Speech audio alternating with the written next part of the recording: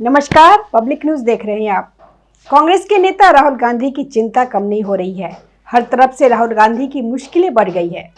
राहुल गांधी मोदी सरकार पर निशाना साधने की कोशिश तो कर रहे हैं, लेकिन उनके हाथ से हर मुद्दा निकलता जा रहा है।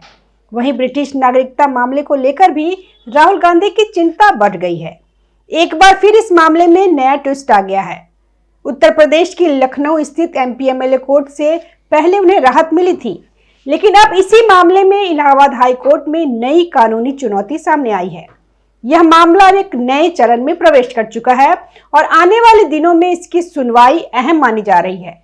इलाहाबाद हाई कोर्ट ने राहुल गांधी के लिए एक बड़ा संकट खड़ा कर दिया और यह संकट इस बार उतना आसान नहीं है जिससे राहुल गांधी निकल जाए, क्योंकि एमपी एमएलए कोर्ट ने यह नहीं कहा था कि राहुल गांधी ब्रिटिश नागरिक नहीं है, बल्कि एमपी एमएलए कोर्ट ने कहा था कि वह इस पूरे मामले में फैसला देने का अधिकार क्षेत्र नहीं रखता है, ज्यूरिडिक्शन नहीं रखता है।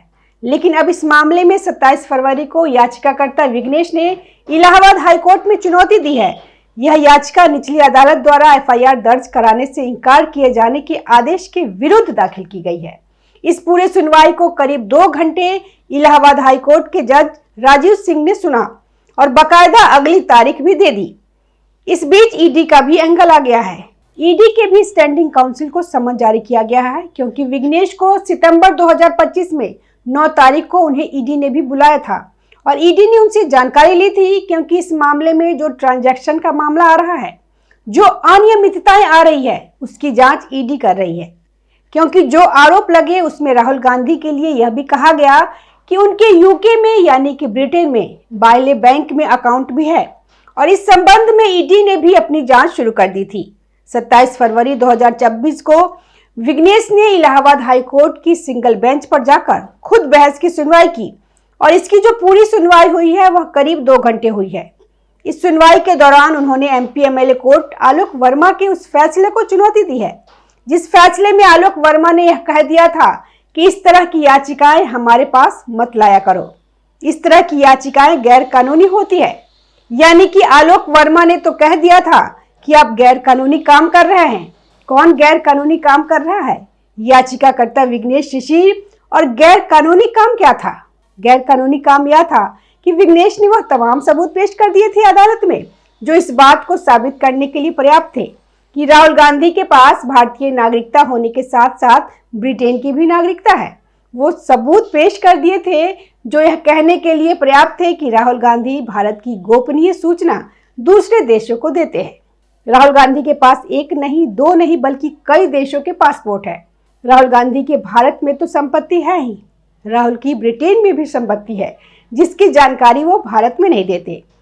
और एक सबसे बड़ा खुलासा हुआ था राहुल गांधी की आइडेंटिटी को लेकर, उनकी पहचान को लेकर, जिसमें विघ्नेश ने यूके की कैम्ब्रिज यूनिवर्सिटी के वह तमाम दस्तावेज पेश किए थे, जिसमें उन्होंने कहा कि राहुल गांधी जो भारत में है, यही शख्स ब्रिटेन में राहुल विंची बनकर रहता है। एमपी एमएलए कोर्ट लखनऊ में जो जज साहब थे, मजिस्ट्रेट आलोक वर्मा साहब, उन्होंने क्या किया? उन्होंने इन सबूतों पर नजर ही नहीं डाली। जिस दिन जज साहब आलोक वर्मा ने यह पूरा फैसला सुनाया था, उस दिन उन्होंने फैसले को लेकर तो कुछ कहा ही नहीं। उन्होंने सिर्फ और सिर्फ इस पूरे मामले में याचिकाकर्ता को दबाने का प्रयास किया और उनके ऊपर ही इस तरह से माहौल बनाया गया कि उन्होंने मामला अदालत में लाकर कोई बहुत बड़ी गलती कर दी हो कि इस पे बातचीत करने की बजाय उन्होंने कह दिया कि यह तो मेरे अधिकार क्षेत्र में नहीं, ये तो मेरे अधिकार क्षेत्र में नहीं है, इस पर कोई फैसला नहीं दे सकता। तो सवाल उठ रहा है कि अगर आपके अधिकार क्षेत्र में नहीं था तो इस मामले में आपने 8 दिन सुनवाई क्यों की? इस मामले में आपने 28 घंटे की बहस क्यों की? इस मामले में आपने तमाम सबूत क्यों मंगा लिए? इस मामले में आपने तमाम जो विटनेस थे वो क्यों सुन लिए? और उन्होंने फैसला सुना दिया कि यह मेरे बस का नहीं है, तो आपने कोर्ट का समय क्यों बर्बाद किया?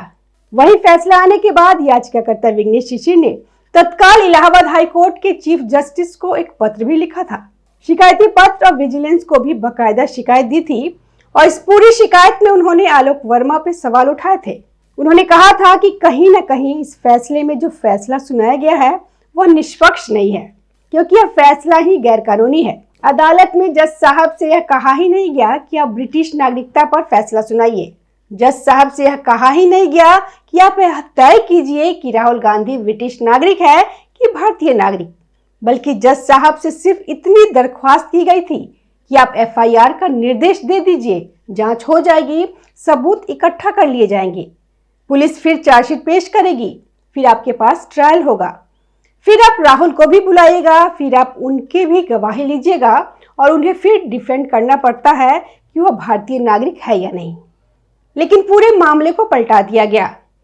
वहीं अब इलाहाबाद हाई कोर्ट में क्या होगा? पहले दिन जो सुनवाई हुई वो 2 घंटे की हुई 27 फरवरी को। इससे चुनौती दी गई है और याचिकाकर्ता ने कहा है कि एफआईआर का निर्देश देने की मांग हमने की थी, लेकिन अदालत ने ऐसा नहीं किया। अब हाई कोर्ट में जब देखा जाएगा कि क्या क्या सुना है, क्या क्या सुनवाई हुई है, जब जज राजीव सिंह देखेंगे कि वह तमाम सबूत प्रस्तुत किए गए, तमाम यहाँ पे दस्तावेज प्रस्तुत किए गए हैं, वीडियो एविडेंस लगाए गए हैं, राहुल गांधी दुनिया के किन देशों में जाके कौन सा पासपोर्ट दिखाते थे, उनके वीडियो एविडेंस तक लगाए गए हैं, उनका यहाँ पे कोई जिक्र ही नहीं आया, तो जाहिर सी बात है कि उच्च न्यायालय में यह मामला तय हो जाएगा कि यह पूरा राहुल गांधी से जुड़ा हुआ मामला जांच के योग्य है और उच्च न्यायालय के पास तो यह अधिकार क्षेत्र है कि वो सीधे निर्देश दे सकता है एफआईआर दर्ज करने का। वो सीधे निर्देश दे सकता है कि संबंधित विभाग को इसमें किसी तरह की कोताही बरतने की नहीं गुंजाइश है और इसी अदालत में राहुल गांधी की नागरिकता से जुड़ा हुआ मामला भी अभी लंबित है। यह तो एफआईआर का मामला है, तो एमपी एमएलए कोर्ट लखनऊ में दायर किया गया था। अगर यहाँ पे इलाहाबाद हाई कोर्ट निर्देशित करता है तो राहुल गांधी के खिलाफ रायबरेली की कोतवाली में सीधे एक एफआईआर दर्ज होगी। कौन से मामलों के तहत दर्ज होगी? जिसमें पासपोर्ट एक्ट है, नागरिकता एक्ट है, जिसमें गोपनीयता वाला एक्ट है। इन मामलों के तहत और जो धोखाधड़ी के तमाम मामले हैं और जांच की जाएगी। और जो दूसरा मामला है वो है कैंसिलेशन ऑफ सिटीजनशिप, वो भी विघ्नेश शिशिर ने इलाहाबाद हाई कोर्ट में लगाया है। उसमें ही अदालत ने सीधे सरकार से कहा था कि कर क्या रहे हो भाई, लाकर यहाँ पे सबूत दो, क्योंकि यह मामला बड़ा संवेदनशील है। भारत में एक सांसद है जिसे लेकर यह दावा किया जा रहा है कि वह भारतीय नहीं है। और हाँ, इस मामले में जो सबसे खास बात होगी वह यह होगी कि एक एफआईआर का निर्देश अदालत दे देती है तो जो बर्डन ऑफ प्रूफ होता है उसके बाद याचिकाकर्ता को यह साबित नहीं करना होगा कि राहुल गांधी ब्रिटिश है या नहीं। उन्होंने तो कर ही दिया है। वो तो जब सबूत दे रहे हैं वो तो पहले से इस बात को साबित कर रहा है। बाद में साबित करना होगा राहुल गांधी को। पूरी कहानी आकर टिक जाएगी राहुल गांधी पर। उन्हें यह बताना होगा कि मेरा ब्रिटेन से कोई संबंध नहीं है, मैं सिर्फ भारत का नागरिक हूँ। यह दस्तावेज क्यों झूठे हैं, यह दस्तावेज कितने सच्चे हैं, सब कुछ राहुल गांधी और उनके वकीलों को साबित करना होगा। शायद इसीलिए राहुल गांधी इस पूरे मामले में बैकफुट पर हैं। इसीलिए वह खुलकर इस मामले में आज तक कुछ नहीं बोल रहे हैं, क्योंकि उनका एक बयान उन्हें पूरे मामले में सीधे घसीट सकता है और घसीटे तो इस मामले में भी जाएंगे। ईडी को समन पहुंच गया है, ईडी के स्टैंडिंग काउंसिल को। वह भी अगली सुनवाई में जो 9 मार्च की होने वाली है मौजूद रहेंगे। बकायदा वह बताएंगे कि उन्होंने क्या जांच की थी, क्या उन्होंने विघ्नेश सिंह से बयान दर्ज करवाए थे। भले देश की संसद में राहुल गांधी को लेकर कोई बहुत बड़ा एक्शन नहीं हो रहा है, भले देश की संसद में राहुल गांधी सरकार को आंखों में आंखें डाल के चुनौती दे रहे हैं, सीधे कह रहे हैं कि मेरे खिलाफ एफआईआर दर्ज करो अगर मैं झूठा हूं तो।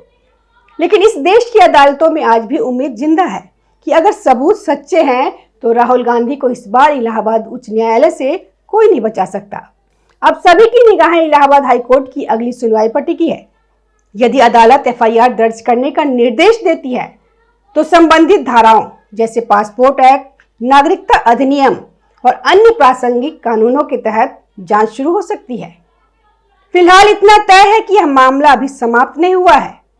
9 मार्च की अगली सुनवाई है और उसके बाद की कानूनी प्रक्रिया इस पूरे विवाद की दिशा तय करेगी। धन्यवाद। ताज़ा खबरों से जुड़े रहने के लिए हमारे चैनल को सब्सक्राइब करें और बेल आइकन को दबाना ना भूलें ताकि हर खबर की नोटिफिकेशन आपको मिलती रहे।